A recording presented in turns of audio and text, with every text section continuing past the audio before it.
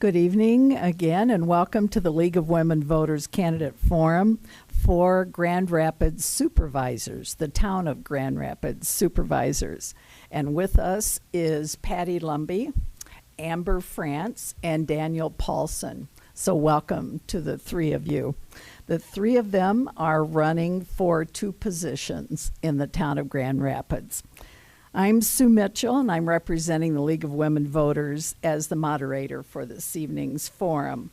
It will follow the same format as you were watching before. You'll have 2 minutes for an opening statement, and then we will answer questions for 2 minutes each and on a rotating basis, and then you'll have your closing statements. So thank you to the three of you for appearing tonight and being willing to assume a public office. And I will remind all of our audience, both here in the studio and listening, that League of Women Voters is a nonpartisan organization and it does not support any candidate or political party.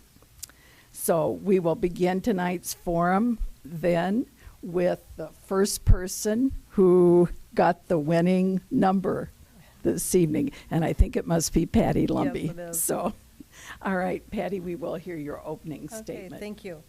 Good evening. I'd like to thank Mary Dom, Mary Arnold, Sue Mitchell, Wisconsin Rapids Community Access, and the League of Women Voters for hosting this forum. I'm Patty Lumby, and I would truly appreciate your vote as your town supervisor for the town of Grand Rapids. I was born and raised in the town of Grand Rapids, and I've grown with this town, seeing the changes and strive to recognize and unfold its needs. I'm a certified pharmacy technician, and I also maintain the bookwork for my husband's small business. I've been on the airport committee, the recycling committee. I assist Bill Glendenning with the Choose to Reuse. I am also a member of the Plan Commission. I have been privileged to serve as your town supervisor for the past 3 terms. Looking back, when I was first elected, I did not know much about the duties of a town supervisor. However, I always have and had the desire to learn. This desire is even stronger and even more important. I started with 5 simple goals, which I believe are as, if not more important now. Identify and work on eliminating wasteful spending, maintain property taxes, make common sense decisions with creative solutions, assure the community has a part in the decision-making process, and ensure your voices are heard. I believe my goals are needed for the town of Grand Rapids, for we have some big projects coming up that also require careful analysis and to ensure the welfare of the town. I understand what it is like to grow a family, work to make ends meet. I know how important it is to keep the quality of the atmosphere of the town, a safe, quiet, family-oriented community. Thank you for your consideration. Thank you, Patty Lumby. And now Amber France. Hi, I'm Amber France, and I want to thank you for inviting me to the forum tonight.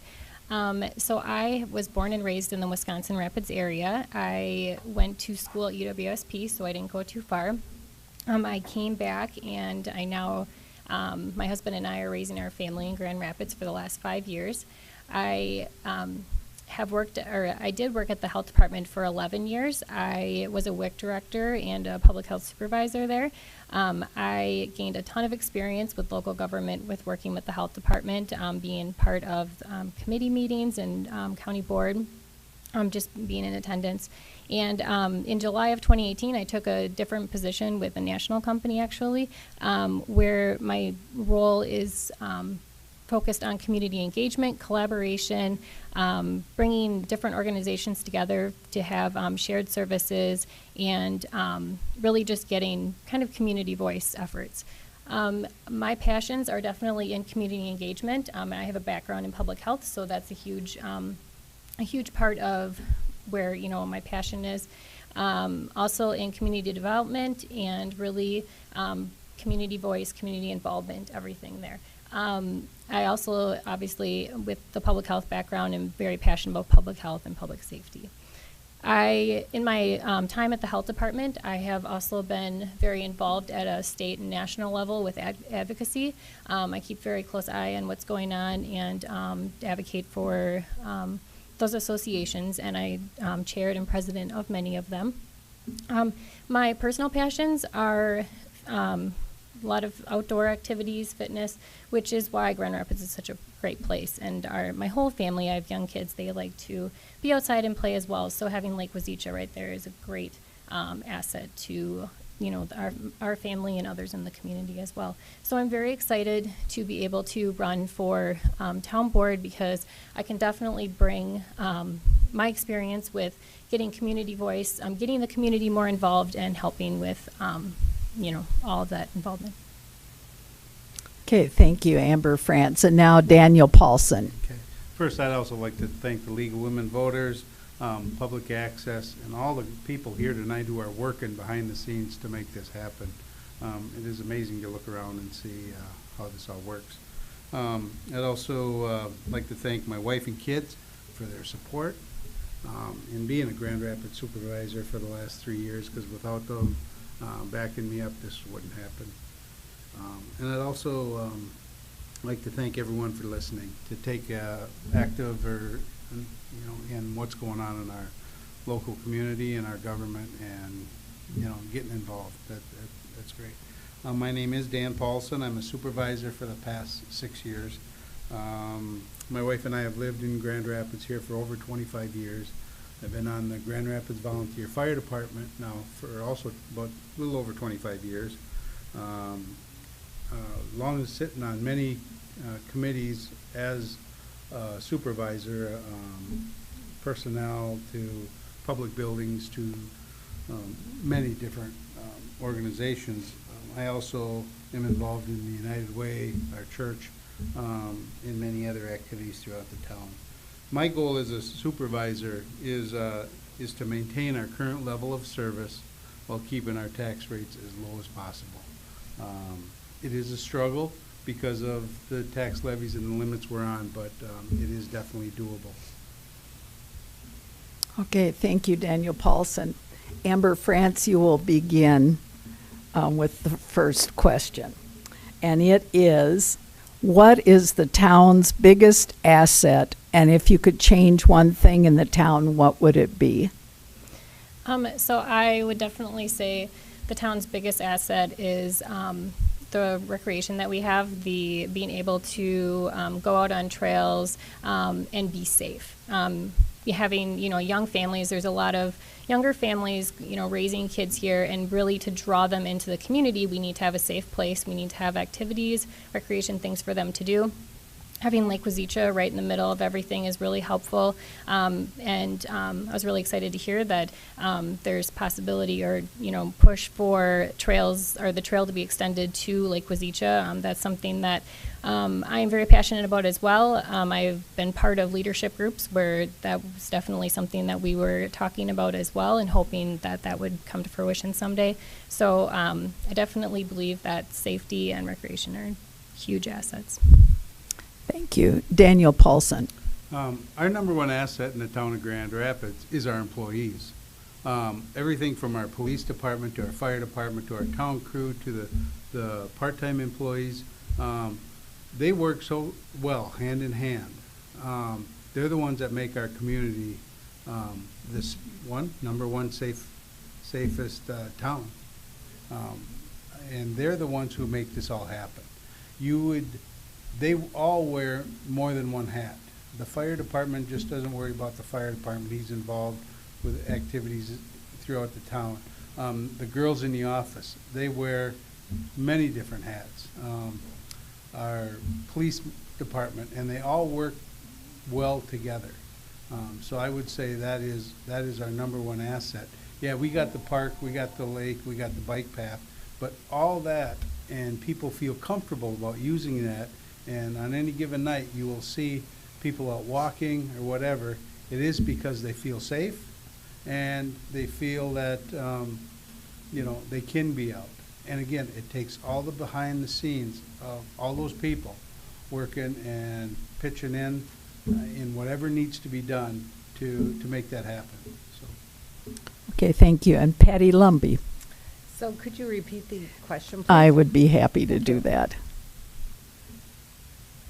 What is the town's biggest asset? And if you could change one thing in the town, what would it be? Okay. The town of Grand Rapids has so many assets, but if I have to pick one, I think I would have to pick the people. The people of the community is the biggest asset that there is. When I go door to door during the campaign or during this re-election time, that is the best part of running for office, is you get to see every neighborhood, every person, and have a face-to-face conversation with them. That is the best part of running for office, and I just adore the people of our community. They're so welcoming, and they're just good people, and they're the ones also that help assist us being the safest city, nominated the safest city also. As far as the stumbling block, or one thing to change in this area, I would like to be able to have a better support from the state as far as road aid goes, to help with our roads. I would like to have greater grant opportunities that we could utilize that a little bit better with, in order to support our community. I guess that's about. Okay. Thank you. Thank you. Okay, the next question, Daniel Paulsen, you will begin. How would you assure the opinions of community residents are respected and included in the decision-making process of Grand Rapids? Well, one thing that and I, being a member of this board, and there's at just about all of our meetings, at the beginning, at the end, our chairman offers 2 minutes of conversation for anybody willing to speak on a certain issue that is listed on the agenda. The one thing that we have is people have access to us. We live here. Our phone numbers are listed. If they call, I can't tell one board member who hasn't called them back. So we're out there. We live here. We you know, the day-to-day stuff, we interact with people, and so they can be assured. And if you come to any of our meetings, you will see that we are a very diverse group with very strong opinions. But I believe this current board, everyone respects everybody's opinion. Okay, people aren't afraid to share it, and we don't always, in fact, I don't know if I would say rarely all vote the same way, you know, as far as unanimous, but there are some. But I would say people aren't afraid to, like I said, express their opinion, and then we vote on it and we move on, which is probably one of the best ways people's voices are heard. Okay, thank you. Patty Lumby. Again, Dan was correct with our town board meetings. We do have opportunity to review things that have happened, or the phone calls that we get after hours to discuss what might be going on. Another thing that's coming up that I'm very excited about is with the comprehensive plan is being reviewed through the Plan Commission right now. And right now we're working on a survey that will be going out to our town residents, which I hope each and every one will fill them out and return them back to the town. And this survey that will be going out will be reviewed by our Plan Commission, and that is going to assist with future direction of where the town wants to go. So this is an excellent opportunity that I'm very excited about, and that's with the comprehensive plan. Thank you. All right, thank you. And Amber France. Sure. So I think really, first and foremost, in order to, hear what the community is saying, is there has to be, communication as to what the issues are and what's happening, or just, generally, how do you have your voice be heard? And so I think also just getting more people involved with committees and getting people to the meetings is helpful as well, to get people, to come and, state their opinion. Having, the experts on committees as well, that helps, because the community is able to, respect decisions that are being made and being able to voice those decisions. But I really do feel that getting the community more involved can help increase the comfort level of others to be able to express their concerns or their opinions on things. Okay, thank you.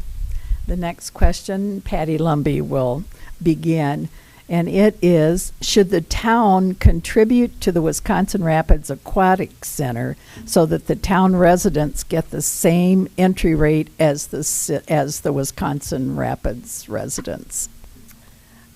Personally, my feeling on that is no, only because of the fact that our area that we have has a higher rate of retired people. I don't see that by increasing their property taxes in order, I just don't see our community, the town of Grand Rapids, having that immense amount of people visiting the aquatic center. I think the amount of younger people that would be able to utilize that, I believe that they would be able to, each individual family would be able to support that. Okay, Amber France. Sure. So I think that's definitely something that needs to be looked at and considered, seeing what the pros and cons, how that impacts the community, positive and negatively.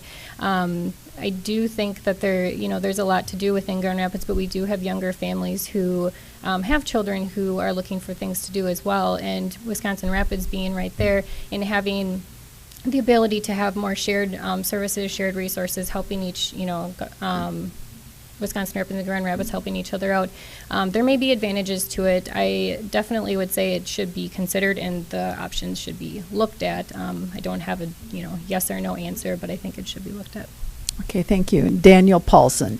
Here's a good political answer, yes and no. Mm-hmm. So, that's correct. It should be looked at.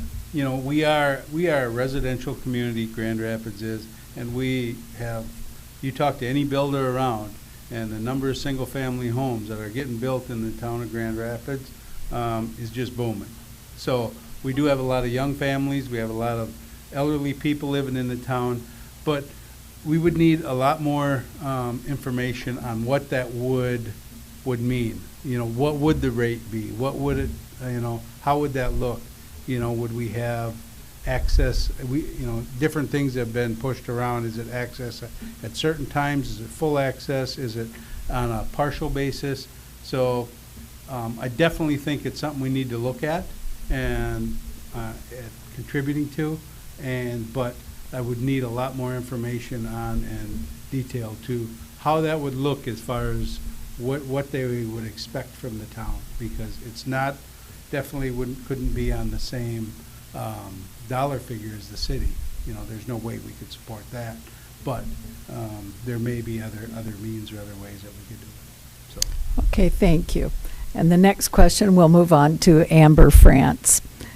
What are your feelings on municipal borrowing, and can that be sustained long term? Yeah, I definitely think when it comes to borrowing, that's sometimes definitely inevitable. I think when you look at your sources, where your resources are coming from, whether you need to borrow, whether you can write a grant. I know from working at the health department, I wrote several grants through the federal government, and I know there are grants available to townships. So I really just think it depends on the, what the expense is, where that funding is going to, and there are times definitely that borrowing's needed, but there may be other avenues where funding could be obtained from. So I think it definitely depends on the situation. Okay, thank you. And Daniel Paulsen. So in the last 6 years, I can say that Patty and I have learned a lot about this municipal borrowing, because how you run your household is not necessarily how you can run your town, okay? So borrowing is a key part of the budget. Now, we have limits, and right now I think I think Arnie said earlier, our current debt load is right around $500,000 or so. And we have been able to maintain that. And we've been using it we have purchased fire trucks with it, we have purchased graders, we use it for large capital expenses. And I see us using that in a responsible way, and it will always be a part of the budget. Because without that, I don't know any way that we would be able to update some of this equipment. Okay, thank you. And Patty Lumby. Dan hit it right as far as sometimes we're not able to run the town the exact same way as we run our household budget. However, what I would like to see the town of Grand Rapids do a little bit more in preparation of these big equipment purchases is earmark a certain amount of money that we would have to be able to look at buying some of this big equipment. I know right now the fire department and the safety committee is working on a 10-year plan, or looking at the future of the large equipment fire trucks that need to be purchased. And hopefully through that evaluation, and working with the other communities, we would be able to decide which pieces of equipment are necessary or needed to be added to this area, just so that not every department, like Wisconsin Rapids or Buren or the town of Grand Rapids, all have ladder trucks. I don't know that much about the fire department, but I can say we don't need duplication of services. Okay, thank you. And the last question will begin with Daniel Paulsen. And it is, what do you feel are the main concerns of the town of Grand Rapids residents? Is if anybody was out in the last couple of weeks, and any town board member knows, it's been the roads, and with all the flooding we've had and everything going on with that, we definitely have to look at maybe outside the box a little bit on how we're going to, one, maintain some of these roads that are starting to show some wear, but improve and fix the ones that aren't. I think that is definitely a big concern for citizens. I think the other concern is maintaining the current level of services, with our police staff, with our fire department, and the long-term, goals of being able to maintain those services. But again, keep Grand Rapids as affordable as it can. And right now, our tax rate, we're able to maintain what we did last year. Actually, we dropped a penny, which, and you know how it goes with staffing and insurance and all the increases that are coming. This board was able to go line by line and still maintain that rate, and I think people like that. Okay, thank you. And Patty Lumby. Could you repeat the question? Certainly, be happy to do that. What do you feel are the main concerns of the town of Grand Rapids residents?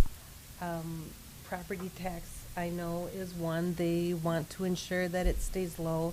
Like I said, we have quite a few elderly people that live in the town, so that's an important, that's very important for them, and low tax rates. Roads are another big concern. I hear a lot of people that they want their road in front of their house to be blacktop again, or, you know, the just upkeep of it. And then another one that I can say that I hear a lot about is that quite a few citizens are interested in the town of Grand Rapids doing some kind of composting, and to have some kind of a compost system so that they're not doing burning or anything like that. Okay, thank you. And Amber France. From the door knocking that I've been doing, I would say the two biggest concerns that I have heard are the roads, especially with the plowing and the flooding recently, and then the borrowing. And I really think that just educating the community more on what's being done. I think a lot of times concerns come through as not quite knowing the full story of what's happening. You know, I know everyone's doing the best they can. I have a lot of respect for the people on the town board and the committees and stuff. And I just think that more communication and more education of what's happening and bringing those concerns forward and being able to hear them and, you know, take them all into consideration and finding the best solutions for those as well. Okay, thank you. And we're now ready for our closing statements. And I think Daniel Paulsen will start with you. Well, first, again, thank you for having us here tonight. Appreciate the League of Women Voters. This is, you know, this is nice to just get our opinions out and our thoughts out. I'd like to thank Patty and Amber for sharing their views tonight. This is fun. Actually, a lot funner than I thought. I just got to tell you, Grand Rapids is a great place to live and raise a family. You know, we've been there, like I said, for over 25 years. Been involved, and that's why people are flocking here. They're moving, they're building homes and wanting to raise families here. It is a good place to live. As far as the board that we have, I like it. I like it the way it is, like I said, and took part of my spiel from earlier, but it's a very diverse group. It's very opinionated, and we have to express our opinions, and we have to vote. We have to come to a decision, which is good government, because it's a lot of give and take. Budget time comes around, and we go through that thing line by line, and there is a lot of, I don't want to say heated disagreements, but different thoughts, and we have to come up at the end of the day with a budget, and we do, and everybody respects each other, and that I guess is what I like about it best. I'm asking for everybody's vote on April 2nd. If you make sure you do vote, it's one of the greatest privileges we do have. I do want to take the last few minutes, though, and just throw my support behind our chairman, Arnie Nystrom. Arnie has been a key asset to this board all along. He listens to everybody. He looks, if you, with all this flooding up, Arnie was not only looking at it, but he was also sandbagging, doing all kinds. He's on our fire department doing calls, and we need his leadership. Thank you. And moving on, then Patty Lumby. Sure. Thanks, Dan and Amber. It was nice hearing all of your views this evening. And I want to thank the League of Women Voters again and for hosting this forum. I truly believe it's important to help the community to stay informed, and I've worked hard over the years to assure the community has a part in the decision-making process. I believe transparency, remaining unbiased, and keeping the residents informed is imperative. I work hard reviewing and analyzing each agenda item for the town's meetings. I research for county and state compliance.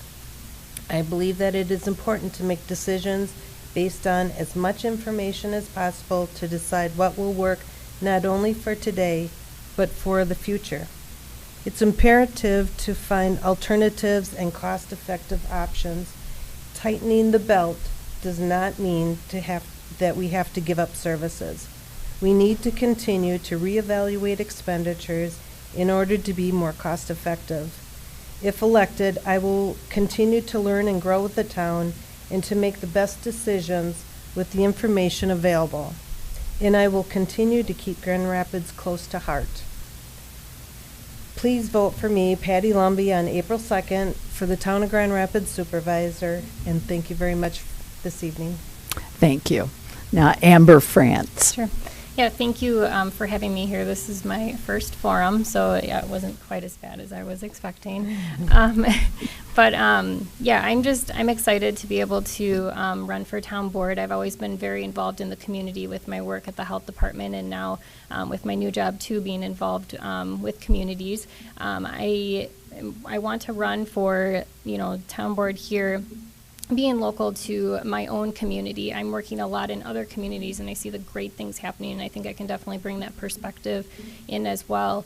I have been involved with a lot of the new initiatives that were happening in Wisconsin Rapids, with especially the farmers market. I helped quite a bit with that, and I just think I can bring a fresh perspective, new ideas. I am very much so for community voice and community involvement, and I think we just need more community involvement and getting the younger families more involved as well. So I thank you so much for this opportunity.